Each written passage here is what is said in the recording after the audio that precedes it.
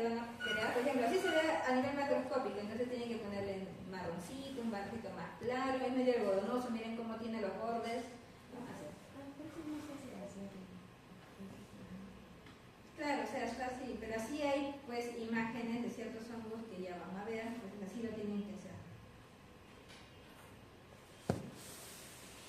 Ya, entonces empezamos.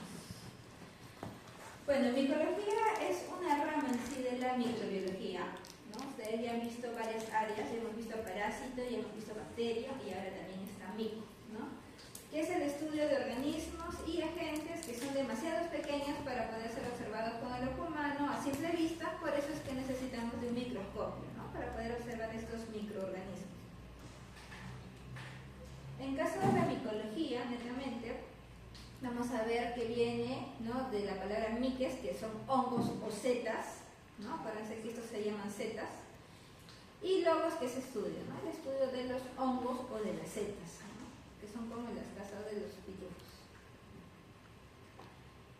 Entonces la micología es una rama de la biología, de la microbiología, que estudia tanto los hongos grandes, que son los macrohongos, como en este caso, o los macromicetos, y los microhongos, que son los que normalmente son patológicos. Aquí está lo que es la pregunta que les hice. ¿Alguien sabe qué es micología médica o micología clínica? ¿Quién respondió en sus exámenes? ¿No han respondido? Bueno, que es una ciencia que estudia tanto a los hongos como a las enfermedades que producen estos en los seres humanos. Exactamente.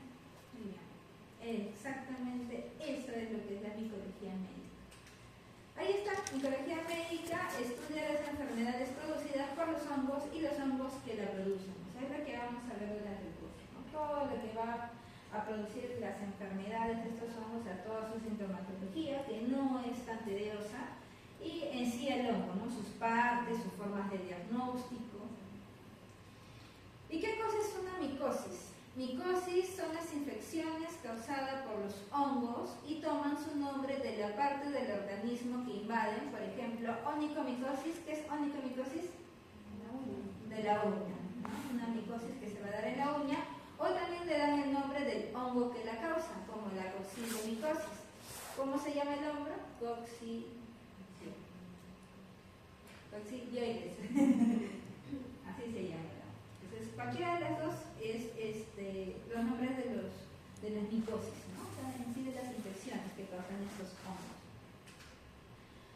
Hablando un poco de historia, ¿ya? Los hongos han acompañado al humano desde siempre.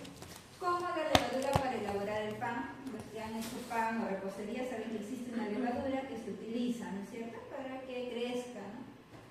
O para fermentar el vino o la cerveza, a los que les gusta la cerveza, ¿no? Hay un hongo también. Incluso algunos son utilizados o eran utilizados en rituales mágicos religiosos. Con el invento del microscopio Leeuwenhoek, se inició el estudio científico de muchos microorganismos, entre ellos los hongos, ¿no? Entonces la micología médica comenzó con Bassi en 1835, está fluctuando por si acaso, eso no sé por qué, que descubrió que la muscardina del gusano de seda era producida por un hongo llamado Beauveria bassiana, ¿no? Entonces a partir de eso comenzaron a estudiar netamente los hongos. Ahora, algunas aportaciones, vamos a ver que Carlo Linneo, que fue un biólogo sueco, clasifica los seres vivos en diferentes niveles jerárquicos y para los hongos crea un reino. Antes no había ese reino, ¿no? Creo que eso ya lo conocen desde el colegio, ¿no? A veces lo confundían con plantas o lo confundían con animales y no sabían en dónde ponerlo, ¿no? Entonces, justamente él crea todo un reino, el reino fungi, ¿no?, para los hongos, aunque consideraba a los hongos como extraños al reino vegetal y creía espontánea su generación, ¿no? Y crea todo un reino para los hongos, ¿no? Reino fungi. Jean-Paul Boulemy hizo la clasificación más comprensiva e histórica de los hongos en 1912, donde va a ver la morfología de los hongos, o sea, la forma que ellos tienen, la ontogenia, que es la formación y su desarrollo individual. También habla de su filogenia, ¿no?, la parte del origen, y los biológicos, ¿no? Que forman parte del paisaje biológico. Entonces, él se encarga netamente de hacer un estudio más profundo de estos hongos. Ahora, ¿en qué procesos van a participar los hongos? O sea, ¿para qué son importantes? Muy aparte de los que algunos conocen como los comestibles, ¿no? Para lo que es uno, a generar acá, lo que es la alimentación, por ejemplo, los champiñones es un tipo de hongo, ¿no? Que nosotros comemos. Tranquilamente no nos hace daño. También va a descomponer la materia orgánica, justamente lo que ustedes van a traer ahora para sus prácticas, ¿no? Van a descomponer, por ejemplo, el pan, van a descomponer la fruta, las verduras, ¿no? Se encarga de descomponerlas. También sirve para lo que es la industria alimentaria. Por ejemplo, ¿han visto los quesos azules? ¿O han escuchado de los quesos azules? Tienen hongos, ¿no? Pero son hongos comestibles, ¿no? Por si acaso. ¿No? Por ejemplo, el yogur, ¿han visto esos blanquitos? Que son como poliflorcitas chiquititas. Ya. Eso justamente también es un hongo, con lo que se crea el yogur, las levaduras, cómo se hace la cerveza a través de una levadura, ¿no? Saccharomyces cerevisiae. Entonces, justamente también sirve para eso. También para la industria farmacéutica, y esto lo hemos visto en bacteriología, ¿no? La penicilina se saca a partir del penicilio, que es un hongo. ¿Ya? Entonces también sirve como para la creación de antibióticos. Hay algunos hongos que también lo utilizan como alucinógenos. ¿Ya? También. Y tenemos los que van a producir o nos van a producir ciertas patologías o micosis que nos van a producir. En general son los hongos patógenos, ¿no? Que es lo que vamos a estudiar en este curso. Importancia médica, en 1940 se han empleado para producir industrialmente antibióticos, así como enzimas, ¿no? Se puede crear la penicilina, las cefalosporinas, son netamente a partir de hongos. También hay algunas enzimas que se crean a partir de hongos, como las proteasas, la amilasa, ¿no? Las sintéticas, obviamente. Y también vamos a ver que es importante a nivel médico porque van a causar enfermedades fúngicas que van a afectar tanto a los seres humanos, a los animales y a las plantas. A lo que a nosotros nos importa es lo que afecta a los humanos, ¿no? Donde vemos acá diferentes tipos, ¿no? de micosis. ¿Hasta ahí preguntas, chicos? Entonces vamos a hablar de algunas características generales de los hongos. Vamos a ver que pertenecen al reino fungi. Son células eucariotas, ustedes ya saben que son eucariotas, ¿no? Que tienen núcleo, ¿ya? Pueden ser unicelulares o pluricelulares, ¿ya? Tienen una nutrición heterótrofa, normalmente son quimio-organótrofos. ¿Se acuerdan qué era esa palabra? Lo vimos en bacterio. Quimio-organótrofas.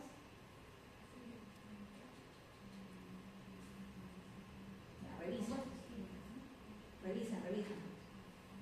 Ya, por lo que van a tener que alimentarse de materia orgánica preformada que usan como fuente de energía y de carbono. ¿Ya? Entonces, ellos principalmente utilizan carbono, nitrógeno para alimentarse. ¿Ya? Estamos hablando netamente de los hongos. ¿Alguien sabe cómo se llama esta honguita? Es una de las más conocidas. ¿O este? Aspergillus candida. Ahora, en cuanto a la estructura, vamos a ver que como no son plantas, carecen de clorofila, ¿ya? Acá lo importante es que posee una pared celular, o sea, justamente una forma difícil de matar a los hongos es que poseen esta pared celular. Y esa pared celular es bastante gruesa, que tiene como componente principal a la quitina. ¿Ya? A la quitina, que le va a dar como una armadura bastante fuerte, con lo que obviamente antibióticos, medicamentos no le van a hacer nada. ¿Ya? También tiene proteínas y algunos bananos. También producen esporas y estructuras filamentosas. Justamente las esporas son las más peligrosas porque esas son las que son medias volátiles, ¿no? Y que nosotros podemos inhalar y enfermarnos. También crecen como saprofitas tristrofito y descomponen la materia orgánica muerta, que ya les había mencionado, y también poseen una membrana celular. O sea, después de la pared celular, tienen una membrana celular que su componente principal es el ergosterol, ¿ya? Y algunos inclusive pueden presentar hasta cápsula. Entonces, si se dan cuenta, está bien ahí armada, ¿no? Está bien cubierta. Entonces, aquí tenemos la parte de la pared celular y esta es la membrana celular. En la membrana celular, acuérdense que su principal componente es el ergosterol y de la pared celular es la quitina. ¿Ya? Esos son los componentes principales. Ahora, hablando netamente de la morfología de los hongos, vamos a ver que existen hongos a nivel macroscópico, o sea que se pueden observar en colonias, así como les estoy pidiendo, esto de acá, a nivel macroscópico, lo que vemos en nuestras frutas, en nuestros panes o así, y a nivel microscópico, ¿no? Si sacamos un poquito de esto y lo vemos al microscopio, vamos a observar esto, ¿no? La presencia de los nucleos. Entonces, hablando netamente de la morfología, vamos a ver que los hongos se dividen en dos tipos de estructuras, o tienen dos tipos de estructuras. La estructura filamentosa, que son conocidos como los mohos, y la estructura levaduriforme. Los filamentosos son los que ustedes normalmente ven en sus frutas, en sus panes, que si se dan cuenta tienen unos puntitos o son medios algodonosos, ¿no? Que tienen así como algodoncito que sale. Esos son los filamentosos. Y en cambio las levaduras son como las bacterias, son medias cremositas. ¿Ya? Son medias cremositas. En cuanto a los filamentosos, vamos a ver que están compuestas por hifas. ¿Qué son hifas? Son justamente esos, son como unos arbolitos, ¿no? Que tienen ahí sus ramitas. Esos son hifas. Y pueden existir de dos formas. Las septadas, como lo ven aquí, miren, están todas separaditas. Y las no septadas porque no tienen septos, no tienen esas divisiones. ¿Ya? Y además, el conjunto de hifas, porque imagínense que esta es una hifa, y el conjunto, todo ahí enrollado, entrevelado, se llama micelio. ¿Ya? Entonces, el conjunto de hifas es un micelio. ¿Sí? ¿Se entiende hasta ahí? Y en caso de las levaduras, netamente son así unicelulares. Si se dan cuenta, este que es pluricelular, ¿no? Tiene varios. Este solamente es unicelular. Y cuando se va a reproducir, normalmente se reproduce por gemación, ¿no? Le sale su hijito y ¡pum! Se fracciona y salen más. Pero, por ejemplo, en algunos hongos, como en caso de la cándida, ¿ya? Esto se supone que normalmente brota, se rompe y crea su hijito, ¿no? Y así se reproduce. Por ejemplo, en caso de la cándida, existe lo que se conoce como un pseudomicelio, ¿ya? O pseudohifa, ¿no? Acuérdense que micelio es el grupo de las hifas, que cuando hace esto no se termina rompiendo, ¿ya? La gemación, sino que va saliendo así, o sea, siguen pegados, siguen brotando pero se quedan pegados y forma una pseudohifa. Es una pseudohifa porque en realidad no es una hifa, no es esto, sino que es un conjunto de levaduras que van uno al costado de otro porque no se fracciona y que parecen una hifa, pero no lo son. ¿Ya? Entonces, por eso es que se forma una pseudohifa. ¿Hasta ahí se entiende? ¿Sí? No se pierdan. Ya. Por ejemplo, este es un filamentoso. Entonces, habíamos mencionado que es así, ¿no? Larguita, como unos palitos, como si fuera un arbolito, y algunos tienen septos, ¿no? Tabiques, como vemos aquí. Cada uno tiene sus organelas, tiene sus núcleos, y por eso es pluricelular, porque acá es una célula, esta es otra, y esta es otra, y así. Y en caso de las levaduriformes es unicelular, tiene solamente una, y cuando se reproduce tiene su gemación. Que esto normalmente se fracciona y otra vez se vuelve unicelular. Y en caso de la cándida, este crece, pero no se fracciona, pero casi quedan al mismo nivel, ¿no? Y así, y forma una pseudohifa o un pseudomicelio. Listo. Entonces, los hongos filamentosos, aquí tenemos algunas de las especies, ¿no? Microsporum, Trichophyton, Epidermophyton, Aspergillus. aspergillius, que van a causar diferentes micosis, que ya lo vamos a ir estudiando. Y tenemos algunos hongos en levadura, por ejemplo la malacesia, el esporotrix, el histoplasma, Blastomyces, Paracoccidioides, Cryptococcus, Candida, que lo vamos a ir estudiando en el transcurso del curso, ya que también causa micosis, ¿no? ¿Hasta ahí consultas, dudas, chicos?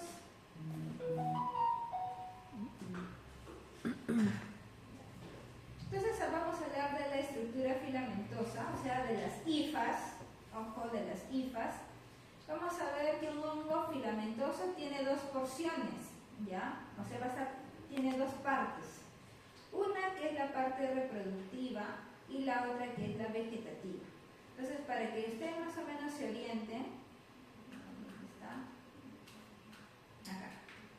La parte reproductiva del hongo es esta de aquí, la que tiene las esporas, las bolitas, ¿ya? Y la parte vegetativa viene a ser la parte del palito, o sea, toda la parte de las ramitas es la parte vegetativa, que es donde el hongo se va a alimentar. Toda la parte vegetativa el hongo se va a alimentar, o sea, por las ramitas. Y cuando ven así como un tipo florcita, ¿sí? Esa es la parte reproductiva porque ahí va a eliminar todas sus esporas, que es con lo que se reproduce. ¿Ya? Además, las puntas pueden ser redondeadas, como las ven aquí, y existe la famosa elongación apical. ¿Qué significa esto? Que si el hongo quiere seguir creciendo en su parte vegetativa, esta parte de aquí se lisa, esta parte negrita comienza a alisarse, pero a la vez se va creando su membrana y su pared más allá, más grandecita, y así va creciendo el hongo. Entonces, es igual que en caso de nosotros cuando crecemos, ¿no? Nuestros huesos se van alisando por una parte y van creciendo por otra, ¿no? Igualito sucede en los hongos, se va alisando esta parte de la membrana y la pared y esta parte va creciendo, ¿no? Va aumentando. Y así va creciendo el hongo filamentoso. En caso de la estructura levaduriforme, o sea, de las levaduras, normalmente son solas, ¿no? Son unicelulares, son medias redondeadas o ovaladas. Y bueno, ellos no tienen, como el hongo filamentoso, o sea, no existe vegetativo y reproductivo, ¿no? Entonces, es todo junto, no tiene esta separación. Se reproduce generalmente por gemación, como lo ven aquí, que ustedes ya conocen, y como les había mencionado, si no se llega a partir, se siguen uniendo y va formándose una cadenita que parecen unas hifas, pero en realidad es una pseudohifa, ¿no? Hasta ahí, chicos, consultas, están muy callados, me preocupan. ¿Consultas, dudas? Bueno, esta es una introducción, cada cosa que les estoy mencionando lo vamos a ampliar en el transcurso, en el curso, en los temas lo vamos a ir ampliando. Ahora, los hongos tienen dos tipos de reproducción, pueden ser sexual y pueden ser asexual. La sexual, bueno, como su nombre lo dice, es la conjugación de células diferenciadas, ¿no? Femenino y masculino, y se unen. En cambio, la asexual normalmente es por mitosis, ¿no? O porque lo que conocemos como la gemación, ¿no? Se van dividiendo y va obteniendo. Aquí tenemos la reproducción sexual, como les dije, va a necesitar tanto femenino como masculino, y aquí tenemos algunas formas de reproducción sexual.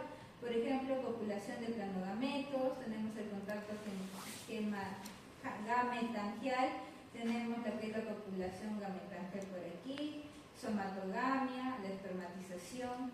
Todos estos son tipos de reproducción sexual, acuérdense, va a necesitar sí o sí un lado femenino y otro masculino. En cambio, en la reproducción asexual, no requiere de dos juntos, o sea, masculino y femenino, los haploides juntos, ¿no? Este puede reproducirse solito, como en caso de la gemación, como en caso de la esporulación, ¿no? O sea, simplemente elimina sus esporas, o la fragmentación, ¿no? Acuérdense que existen hifas septadas y cada septo, si se separa, va a formar otra nueva hifa. ¿Ya? Esas son sus formas de reproducción asexual.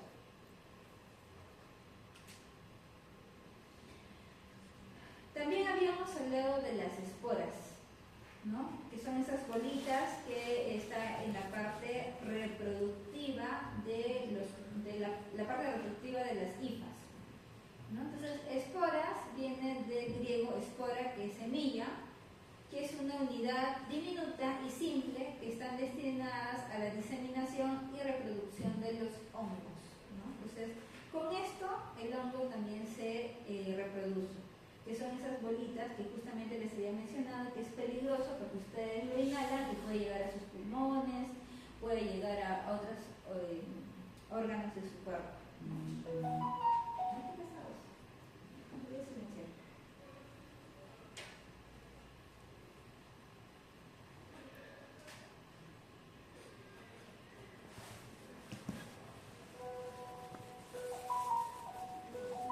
Ay, también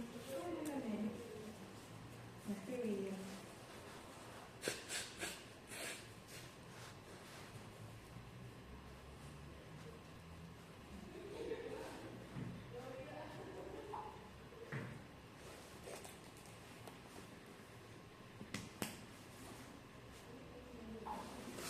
Ya, entonces les había mencionado que justamente estas esporas son las que la forma hacen que se reproduzcan. ¿Cómo pueden saber eso? Por ejemplo, cuando ustedes se les honguea su pancito, su fruta, ustedes no ven un hongo cerca. ¿Es por qué? Porque las esporas están en el ambiente. Entonces, una espora veo la oportunidad, ¡pum!, cae ahí y ¡pum!, se reproduce, ¿no? O sea, ahorita estamos llenos de esporas de hongos aquí. ¿Por qué no nos afecta? Porque estamos inmunocompetentes, ¿no? Si fuéramos un paciente inmunodeprimido, fácilmente nos podría dañar, podríamos tener algún tipo de micosis. ¿Ya? Entonces, desde la espora empieza el desarrollo en forma filamentosa, o sea, las esporas son netamente de la parte de filamentosa o de las hifas, y las esporas de las distintas especies muestran diferentes tamaños, ¿no? Va de poco más de 1 micra hasta 200 micras, o sea, van desde algunas chiquititas, dependiendo de la especie, a esporas grandes, medias arrugaditas, otras lisas, ¿no?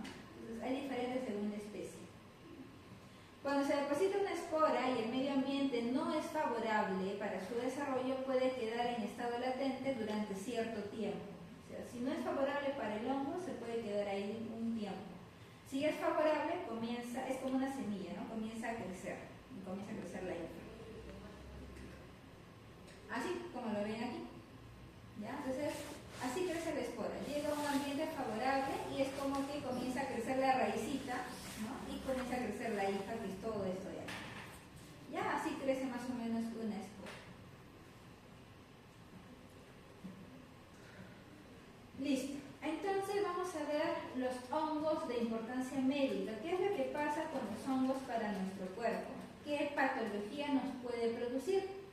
Nos puede producir lo que es el famoso misetismo, ¿ya? ¿Qué cosa es el misetismo?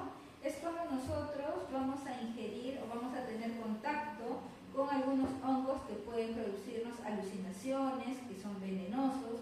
Obviamente, si nosotros tocamos o comemos alguno de esos hongos, nos va a causar daño. Y eso se llama misetismo. ¿Ya? El otro es la parte de los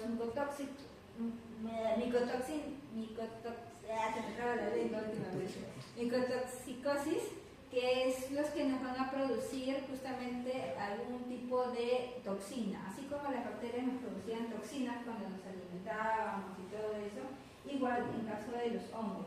De repente comemos un arrocito que dejamos el día anterior y si ha estado por ahí infectado con un hongo ambiental, después terminamos con diarrea, con vómitos, ¿no? Entonces, justamente es porque nos hemos intoxicado con algún hongo. Luego tenemos la famosa alergia a los hongos.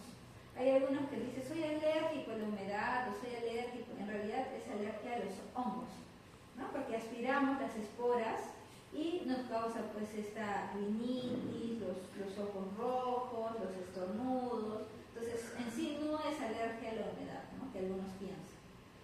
Y netamente las micosis, que ya hemos visto, que son justamente las lesiones que ocasionan en nuestros tejidos.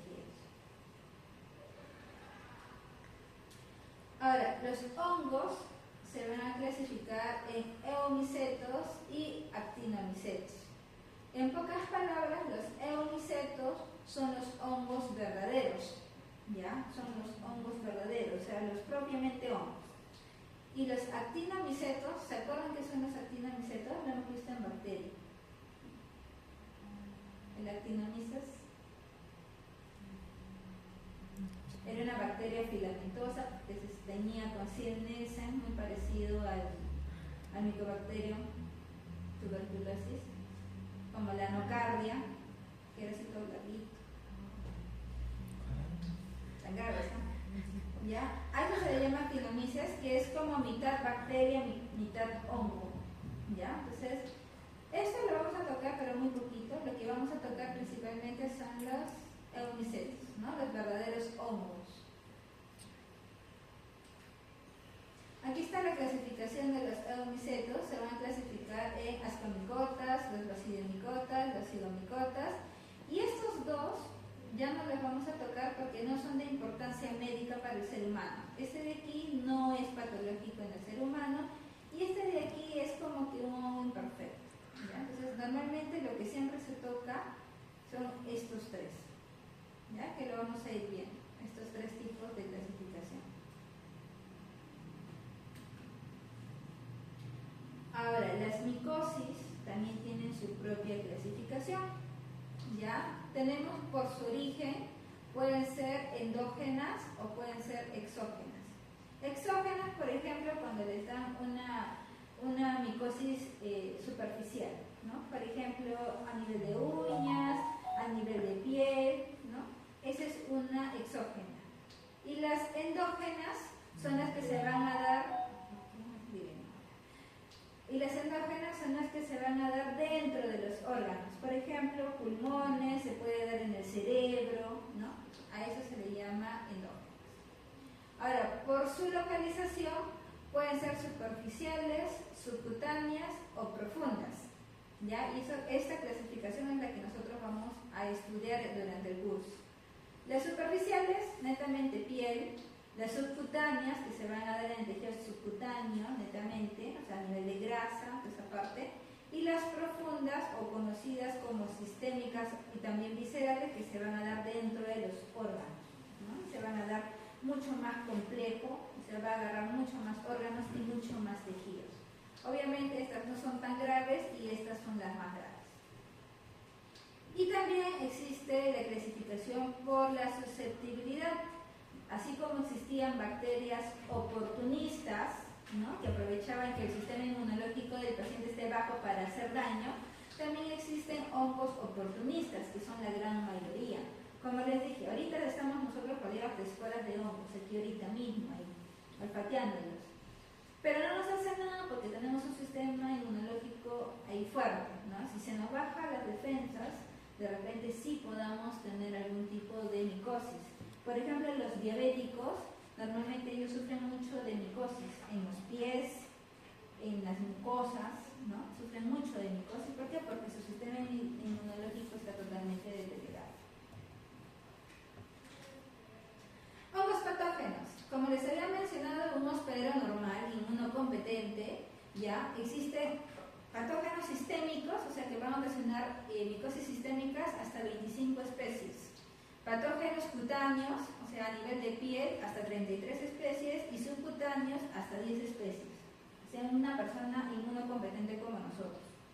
Pero un paciente que está inmunocomprometido, puede tener VIH, cáncer, diabetes, los hongos oportunistas son más de 300 especies. Entonces, por eso es que la mayoría de personas que tienen algún tipo de enfermedad sufren mucho de micosis. ¿Ya? Es más, nosotros mismos hemos sufrido de micosis y de repente ni siquiera están enterados. Las famosas boqueras, esas que se les salen en el labio, acá en la boquita, son un tipo de micosis. Las uñitas, esas manchitas blancas que a veces tienen, que dicen que son regalos y no sé qué cosa, en realidad es una micosis, ¿ya? Las aftas, o le dicen calor al estómago, esa cosa, también es un tipo de micosis. O sea, todos hemos tenido micosis, de una u otra forma. ¿Ya? Entonces, en cuanto a la patogenicidad, o sea, ¿qué hace que estos hongos sean tan fuertes o tan temibles como les había yo mencionado? Uno es su termotolerancia.